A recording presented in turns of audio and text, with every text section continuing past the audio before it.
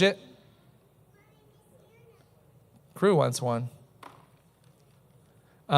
Luis, if you could move up one row forward. We're going to, the first 5 rows in the 2 middle sections. So Clark, you need to move in if you'd like to vote.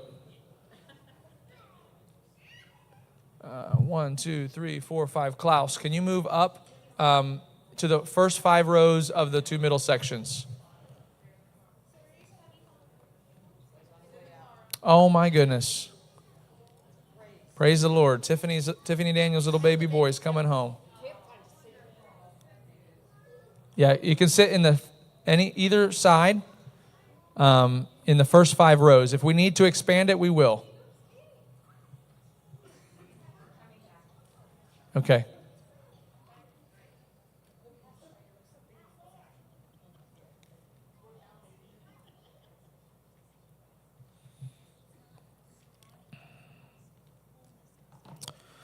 All right, what we're going to do is we're actually going to do the voting first, and then we're going to count votes while we're doing the remainder of the giving talk. Maxime's going to help me today, Sarah. So if you need a pen and a ballot, again, you need to be in the middle section, front 5 rows. If we need to expand it, we can. Jane, Linda, come on in. There's room over here by Terry and by Jean.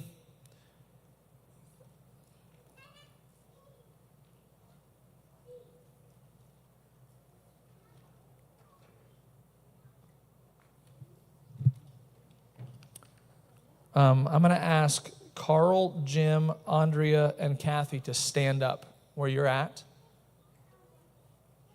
Carl, can you stand? There we go.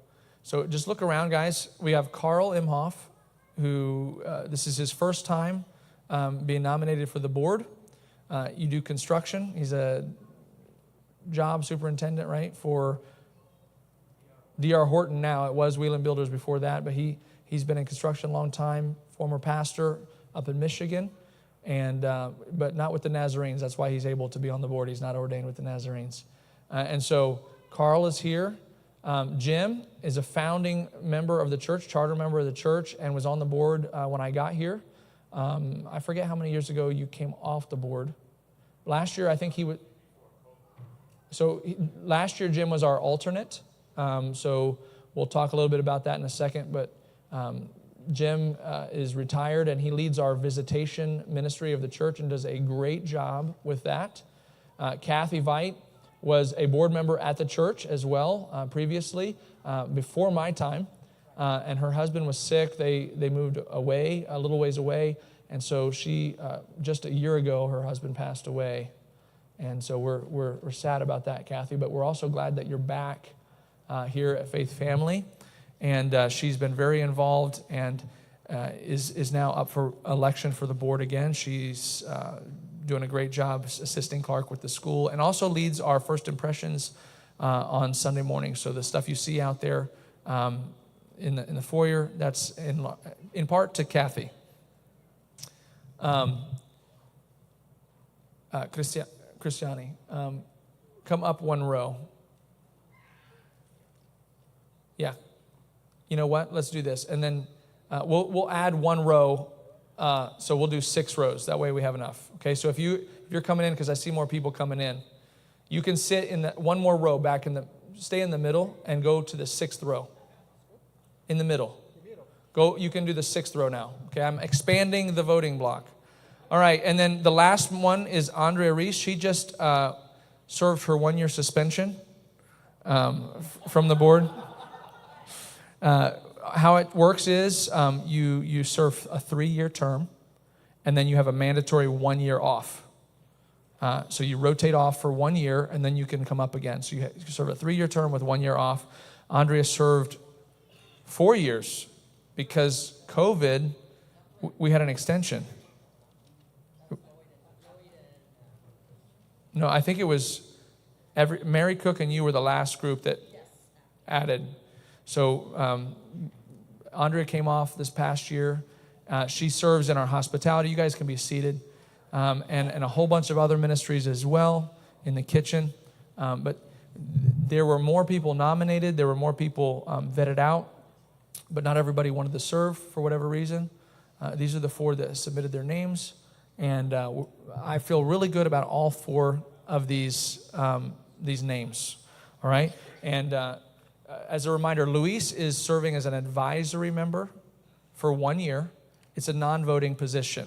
So on business that the church board votes on, you have to be a voted on member to be able to have a voting right. So Pastor Clark is an advisory member. Pastor Matthew is also an advisory member. They sit in on the board meetings, but they're not voted on, and so they do not have a vote. All right. Carlene is also an advisory member, and so with her NMI position. So Luis will not be voting in the board meetings, but he will be advising the board this year, and then we'll see what happens. Maybe he comes up for election next year. Anyone else need one of these? Everybody got one that needs one? Okay. What I'd like for you to do is we're going to vote for 2 of the 4, and how we're going to do this is you just make the mark. The top 2 vote getters will be a 3-year term. The 3rd place vote getter will be the alternate for 1 year. And the 4th place vote getter will take a deep sigh of relief and know that they don't have to be in board meetings with us for at least another year until maybe their name comes back up. All right? So if you could vote on 2, and we'll give you a couple minutes, and then we're going to receive that. Maybe I should have prayed before we voted. Father, I just pray over this vote. Lord, would you direct our steps? Would you direct our paths? And would you just bring the right people to our board that need to be on the board? Pray this in the name of Jesus. Amen. We have 1 board member who's going to be helping count. Did you say Linda? Linda is going to be helping count. And then Remy and Esdras are going to be... Okay. So Remy and Klaus. Remy and Klaus, where's Klaus? Are going to be assisting in the counting. So we'll have 1 board member or 2 non-board members will be counting here in a second. Dean, do you need a ballot? Okay. So let's just take a few moments and then we'll collect the ballots. If you could, just send them into the middle. And Linda and Klaus and Remy will collect them from the middle.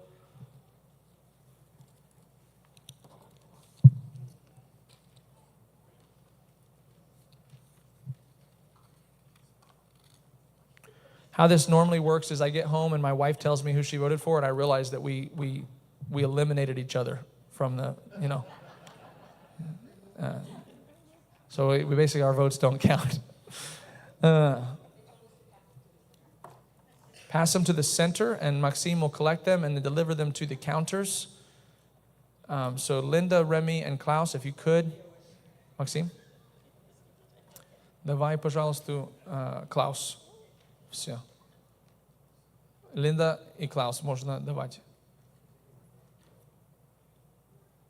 Does everyone have their ballots in?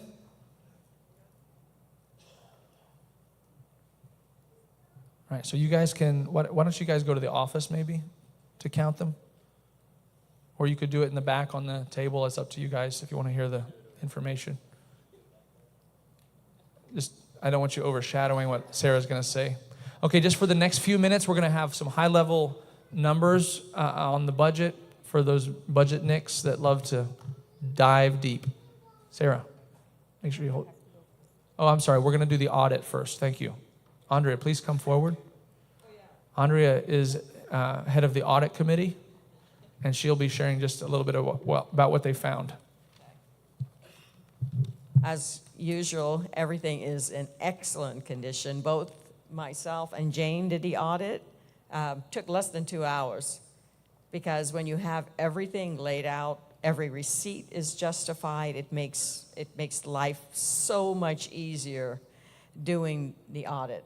And that's all, and Pastor mentioned earlier, pro bono, so that means she does not get paid, in case you were trying to think what pro bono.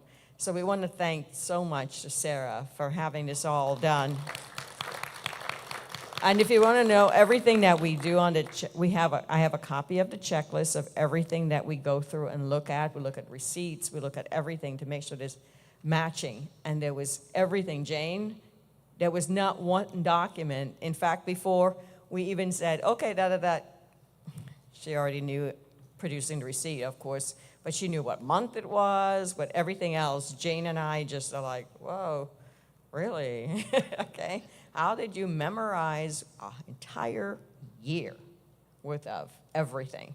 I'm not kidding you. It is just amazing working with Sarah. I mean, I did financial stuff a little bit on the side when I was in the military, and Jane did it a lot on her previous job before she retired.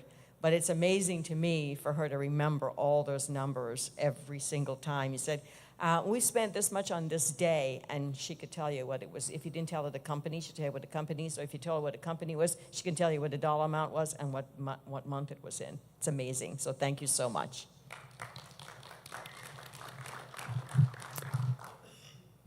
So the audit is good. All right.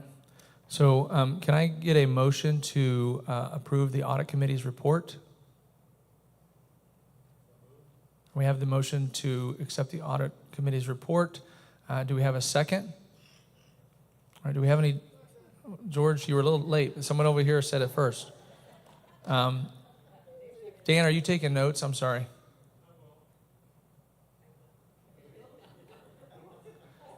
Is there any questions or discussion? Yes, Terry. On the audit. We'll come to that in a second. Thank you, Terry. Okay.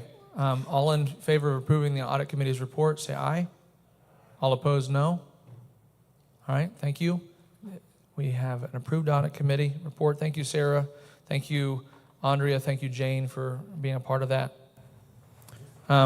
Sarah is going to share now Treasurer's report.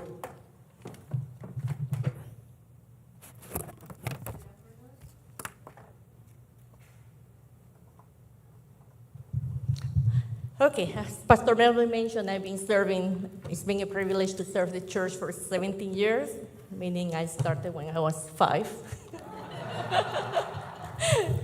So, we'll start with the assets. Then,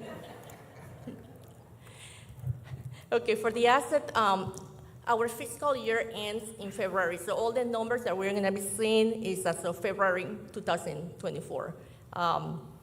I have given out the budget and the financial statements. We are gonna do high-level numbers. If you have any question, please don't hesitate to ask after the meeting or any time.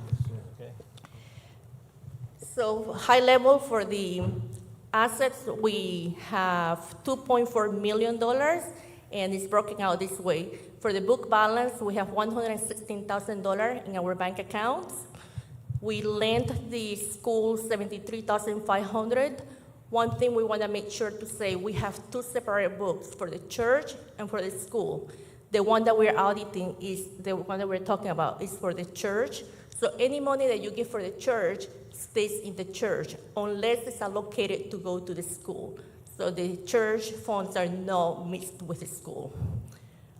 Building and land, $2.3 million. When we did the appraisal was many, many years ago, so I'm sure it is higher than this.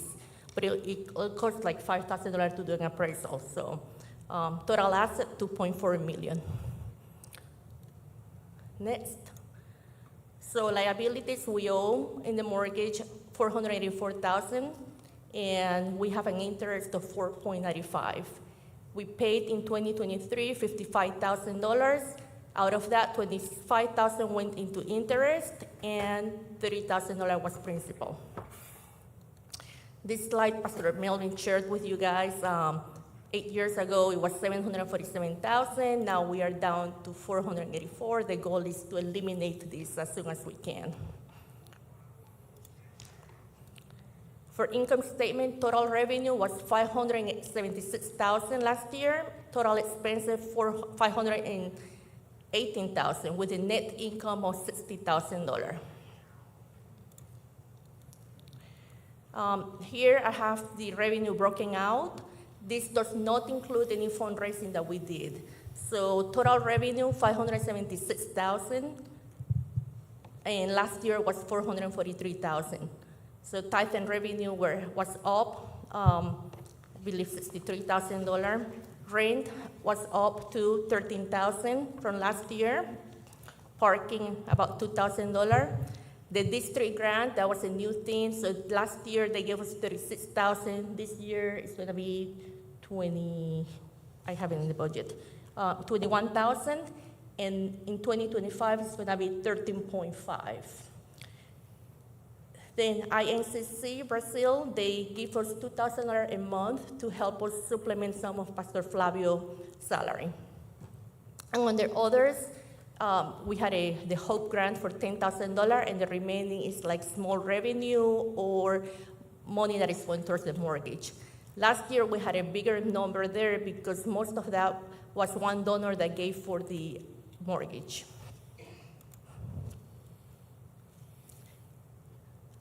Next, tithe and offering. This slide, Pastor Mellon shared with you. This is only tithe and offering, and as you can see, this has been the highest we have had. Every year seems to be that last year was the highest too, and then this year is a lot better than last year.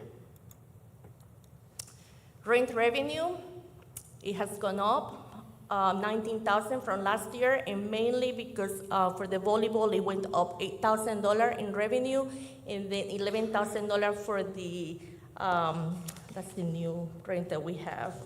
The Soldier for God. We have a gypsy church that meets on Sunday nights. So I really mean that. It's a gypsy church. They're ministering to Romani gypsies. So for expenses, this is how it's broken out. 46% goes to payroll, 22% goes to maintenance, utilities, insurance, 11% goes to the district, mortgage is 11%, and outreach 10% of our expenses. We did have some hiccup last year. Building insurance increased 53% over the prior year. However, it was like 100%. It doubled, but we negotiated with another company, and it was 53% increase. Electricity, it went up 40% over the prior year, and we had to buy a new fridge. It was $3,000. For the budget, our new budget number is $510,000. If we didn't have the mortgage, it would have been $455,000. So we pay towards the mortgage $55,000 every year. And these are the highlights. I think you went over that. You want to talk about the goals? I mentioned some of the goals, launching our Haitian church in Pine Hills. It's one of the primary goals this year, and also the school. So those are the two main things. And identifying a children's pastor. Megan says, amen? Okay. Megan's talked to me about wanting to be more involved in women's ministry and some other things. So I'd love to find somebody. We've had some conversations with some younger ladies who would maybe come here to do that. So we'd have to identify that and figure out a way. That is not in the budget, but it is one of our goals. And then obviously getting rid of the mortgage. There's a couple of the things that we've identified over the last few years. It'd take about $24,500, $25,000 to do updates in the restrooms. That's the one area that we have yet to touch on the building as far as remodeling. And then Pastor Clark's office, we've constantly said we wanted to make that into a coffee area. I don't know if that's going to happen this year, but that would be about $10,000. And some lighting upgrades and repairs. We need about $6,000 to do some of the lighting repairs that we still need to do.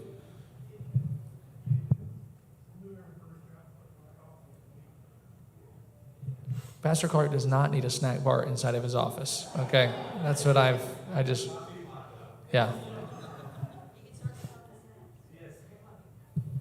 All right. So thank you guys for your faithful giving, because that is what has really propelled us forward. I'm amazed that our church is doing we're just going gangbusters. And that is because you guys are invested. So thank you for that.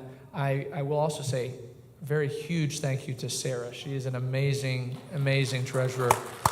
Yeah. Of all the churches I've pastored, I've had some great treasurers who knew what they were doing, but none of them can hold her bag, even hold her candle. She is by far the most qualified, and the way she presents it, you actually know what she's saying, and can follow a little bit more. I had one guy, he literally brought in like 4 books of paper stuff, and boom, he would drop it on the table every board meeting. As soon as he did that and started talking, everybody's eyes glazed over. You know, our eyes glaze over when Sarah talks, but mainly it's just because it's about numbers. But we actually understand what she's saying, so thank you, Sarah. That's the treasurer's report. We have also this you can review for the upcoming budget. Maybe we could just open up to questions, and then we'll take a motion to receive the treasurer's report. Yes, Phil. Okay. Your question? Yeah, the coffee area is 10K. That means you were going to change the room over? We were going to turn that area into like a swag shop coffee area for about $10,000. We're going to put shelves and equip it with a pass-through and do the whole coffee bar, thing. That's been on my list since the day we got here, but for whatever reason, God always pushes that one back. So that's deleted this year because It's still on there. I'm trying to get Clark out of there. But he has so many bookshelves, we can't fit him in the other office with the rest of us. So we've all been condensed into one office so we can make classrooms. But Clark said, no, I want my own office. And so we put him in there. So we actually have him in that room because he's interviewing parents. And it doesn't work too good when you're sitting next to a printer and all of a sudden shooting paper out at you while you're trying to interview somebody. Yes, Phil. That was our projection last year. It's plus or minus. We think it would cost about that much if we had someone come in and remodel them.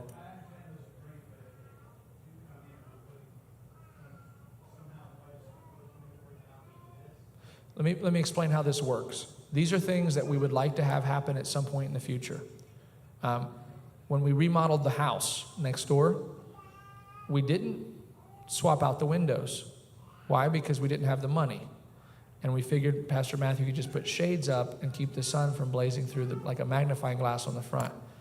The glass, the windows were just single pane aluminum frame, not very good windows. And so we just caulked them all shut and hoped for the best. On our to-do list, the last several years, we had windows. And we said it'll probably cost, I forget what, 12 grand or something, 14 grand. And after a business meeting last year, someone came up and said, I'm going to pay for that. So if someone feels like they want to drop 25 grand and help us do some new bathrooms, I'm not going to complain. If that's what tickles your fancy, okay? But the reason we have these on is because these are things that we know are going to need to happen. One thing we could probably put on there too is we've got a asphalt surface out here that needs to be resurfaced at some point in the next couple of years. It's starting to wear down. It needs to be chewed up and totally redone. We're holding off on that because we also know there's going to be other stuff that we're going to do, like hopefully build a building behind here. And when we do that, we're going to have to be cutting through concrete and asphalt, and we might just well do it all at one time. So we're not sure, but that's going to be a huge chunk of change, like between $50,000 and $100,000 probably.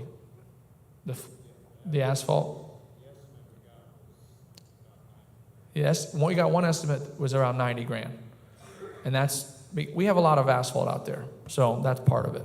And prices have gone up, all kinds of stuff. So these are all things that we want to do, but if it doesn't happen this year, you know what? I can go and use the restroom at a urinal with some rust spots on the side of the barriers. It's fine.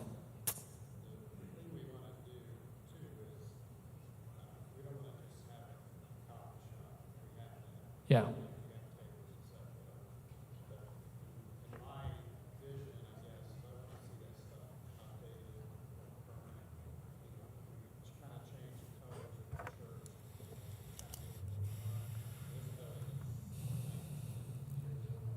Yeah.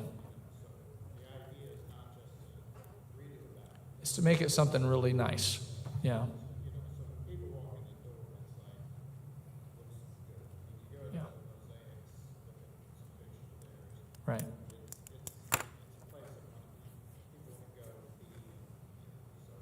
So you're saying it's a place they want to be?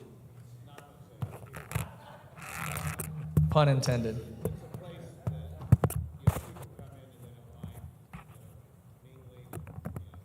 Yeah.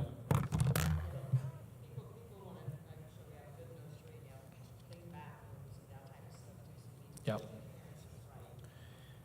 We're committed to doing things with excellence, so anything we touch, we want to turn it into something that's not a total drain on, everything.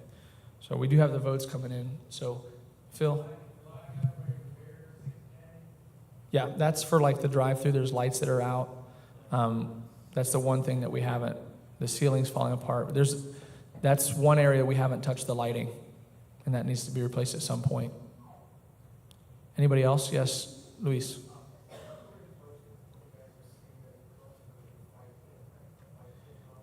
So how we do it is we do a projected budget.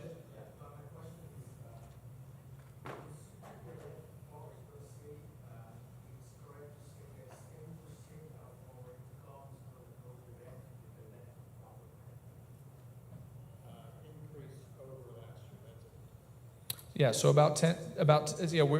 we're projecting a 5% increase over last year for electric power. Yeah. Mm-hmm.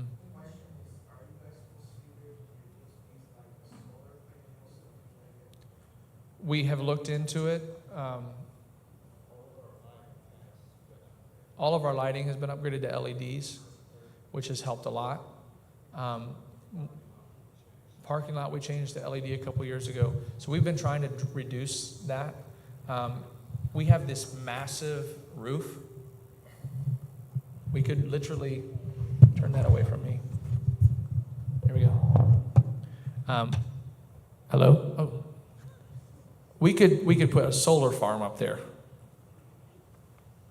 But the initial cost is something we're kind of leaning against.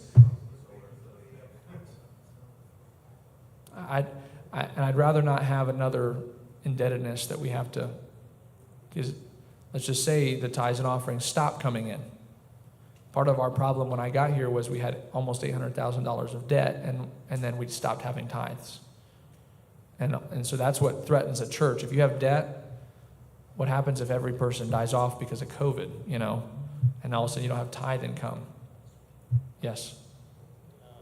One of the things we talked about in the board meetings is, my way of putting it is, we have to look at it for a small business. So we're not a $20 million a year church. So we're kind of a small business. The thing that kills most small businesses is overhead. Right? So I think we do a great job of what comes in. But we have to be careful that we're not overextending, we're not borrowing, we're not. Because if the economy tanks, all of a sudden, then we'll have paying. If you have a debt, they want that every month. So the idea for me in a small business is you eliminate all those monthly payments. Anything that you can get done with the money you have, that's what you do. At some point we may have to commit to, taking on debt, but if we add buildings, what have you, but in the meantime, we have to get rid of anything we have. We have to get rid of the church debt. We have to, so that if we decide to take on something big, we're going to know where it's coming from and all that. But I think we have to be careful about taking on debt in the situation we're in because, after we did everything, all our ministries and everything, which is honestly, in the board meetings, we pound on this all the time. I think we're very, very good about being faithful to the tithe. So, we just have to be careful. We can talk about solar, but what's the payback? It's a 30, 40-year payback. Yeah. That doesn't. Again, if that's something that we can research that, and maybe that's something that if someone feels really like, hey, I'd like to help the church get a solar farm on the roof, that could be one of our things that, hey, You want to help us fund that? We can get the solar panels, you can help kick off the starting cost, and then that eliminates $50,000 out of the budget. So you might, if you want to help us start that, then maybe that actually turns into something that you're blessing the church for many, many years, And same thing with our indebtedness. If we get rid of the indebtedness, that's $55,000. I mean, that's a staff member. That's a children's pastor. You see what I'm saying? But we can't hire a children's pastor because we have to pay the mortgage. So little things like that. If we can eliminate that. Any other questions, real quick? We have ministries that pay into the church, We have rental income. the Sunday night, We have Sunday night group, we have parking lot, the parking lot, the the volleyball club. ball club, and the Thursday group that comes in. Yes, the Thursday group will not be a part of us after this summer. If you look on the last page. Last page. Statement, on the top, it'll tell you all the rents that we're getting. Okay, out of those rents that we're getting, is there a place, I don't know if that's complicated, is there a place that shows, the expense that we're incurring for all of that? Like, because we talked about light, and we talked about air conditioning, because we're running the air conditioner all day long, hot, on Thursday. And is there a place that shows that this is really half gain or full gain, or is there? There's nothing like that. However, in the budget, we did factor in some money towards the utilities, electric power. And the cleaning. What page is that? On the The first page? On If the you look on the budget, first page. So before this year, the church would always absorb everything, and then the budget would be only based on the tithe and offering. But we realized that last year we had a 40% increase on power, and most of that could be because of the rent that we are doing. So this year, if you look at the budget, we are allocating $1,000 a month for electric from the rent, and then $100 more for cleaning per week for the cleaning, and $1,000 per month. Is that per week or Per month is $100 per week? for the cleaning. So that's a typo on the description there. It should be $100 per week from rent Oh, to yes, cover that's it. cleaning expenses. So basically what we did is we used to, our rental income, we were like, does this group have a common goal or common target audience, like the volleyball club? We want young families with kids, so that's like a perfect group of people we want in the building, or every year we let the government do voting in August and voting in November. That's a thing we want people here. So like certain things we're like, volleyball is a big income for us. Let me just finish. In the past, like the homeschool group, it's not really a large group. They're using the building, yes, but it's kind of like they're a common vision, common purpose, and so we're giving them a real break. We've kind of leaned a little bit more into we're going to charge more, so that we can make sure we're not footing the bill for other ministries, but we're not charging so much that it's like when you go buy a Starbucks cup of coffee, or you go buy a cup of coffee at a local Christian bookstore. Christian bookstore is probably not charging you like $8 for a cup of coffee. We don't want to be Starbucks, but we got to cover our expenses. So we're not giving it away. We're charging something.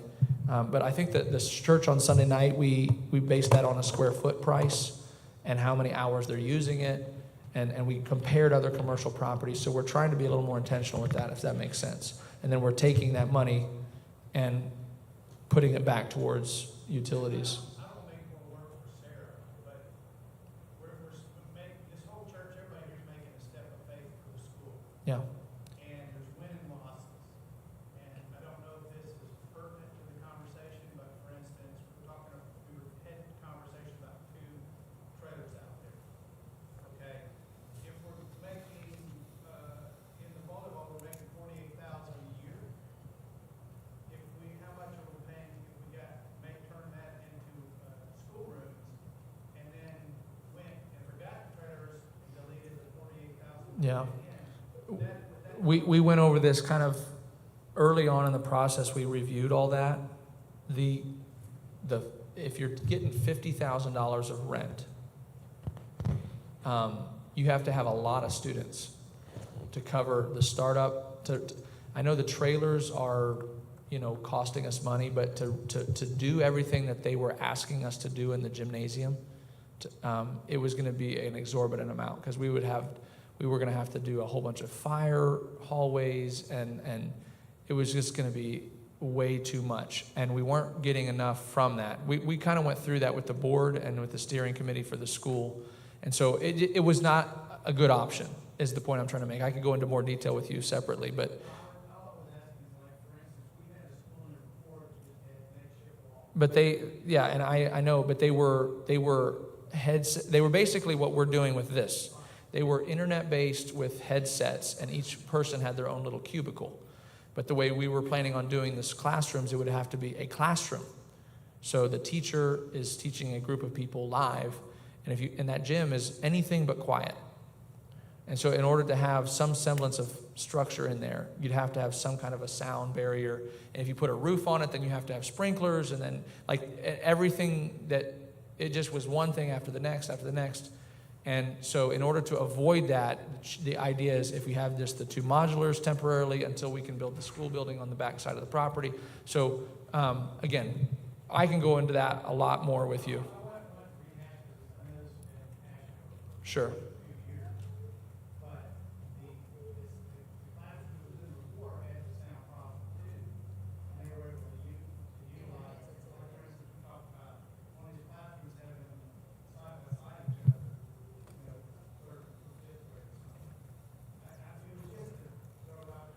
Yeah.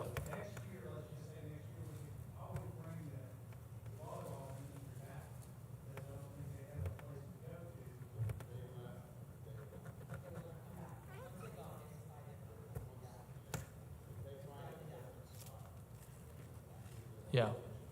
They're a great partner. The volleyball team, I know they make a big mess in the, stinky, sweaty girls and all that. They're not as stinky and sweaty as boys would be, but they're,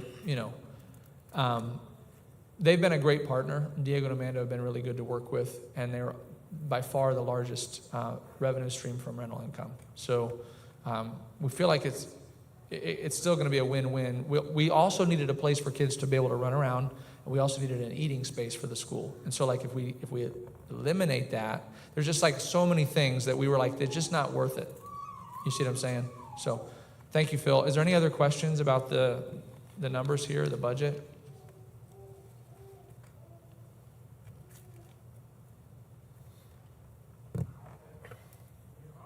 I'm sorry, anyone else? No, I'm just kidding. Yes, Phil? You're good.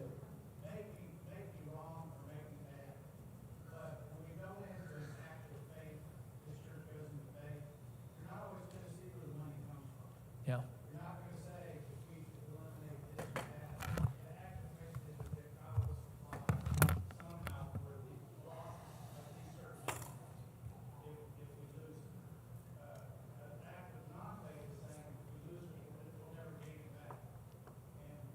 Well, Phil, we're trying to raise $300,000.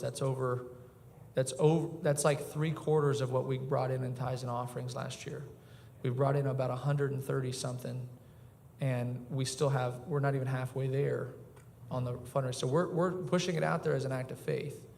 It would be an act of stupidity to eliminate the volleyball club and have to do all the things that I mentioned to this, because the cost to redo the gym would be as much, if not more, than anything to do with these portables. Yeah. Yeah, I agree. It's going to take it is an act of faith. What we're doing is an act of faith, and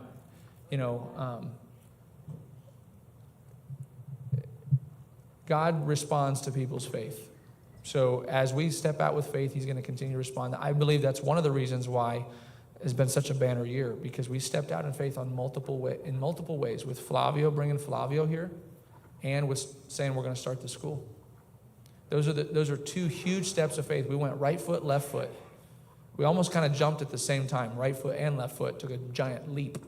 So we're seeing in the report Sarah gave us, this is God blessing us, saying, hey, good job. So, all right, guys. It's time for me to go home and eat lunch. Any other questions? We need to approve this treasurer's report. So we need a motion for that. Oh, we have a motion to approve the treasurer's report. Do we have a second? We have a second. Any other questions or comments before we vote? All right. All in favor of approving the treasurer's report, say aye. Aye. All opposed, no. Thank you guys so much. Thank you again, Sarah. You're a blessing, and we have a death pact. If she resigns, I also resign.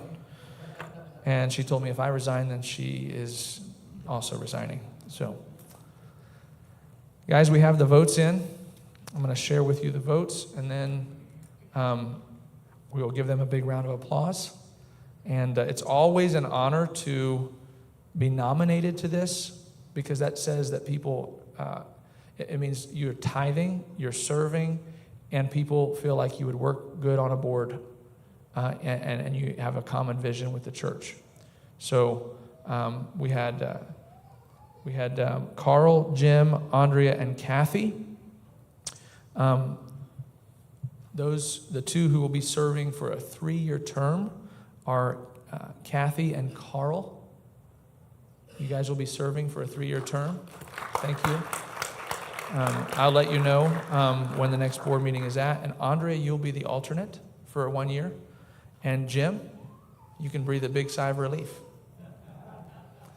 So thank you guys all. Again, I want to just reiterate, it's an honor to be on this list.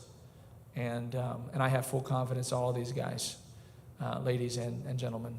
And when I first got here, we literally, I really struggled to find 3 people that I felt good about.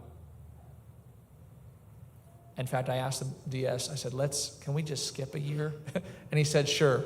And then I said the next year, can we skip another year? And he said, no, you have to do some kind of rotation. So I was like, okay. So we eked out 3 names, and God blessed us, and now we have an abundance of names. So thank you guys so much. Terry, since you're standing already, can you just say a prayer to dismiss us?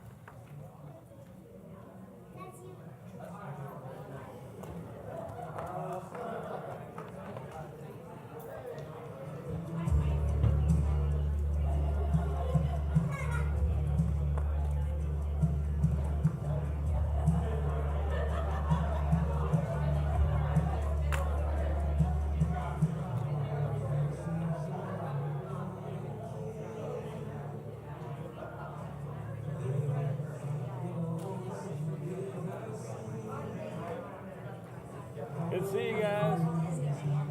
Busy. Yeah. Luckily, I'm at the resorts, not in the parks, so that's a great thing, especially this time of year for spring break. Take care. Have a good one.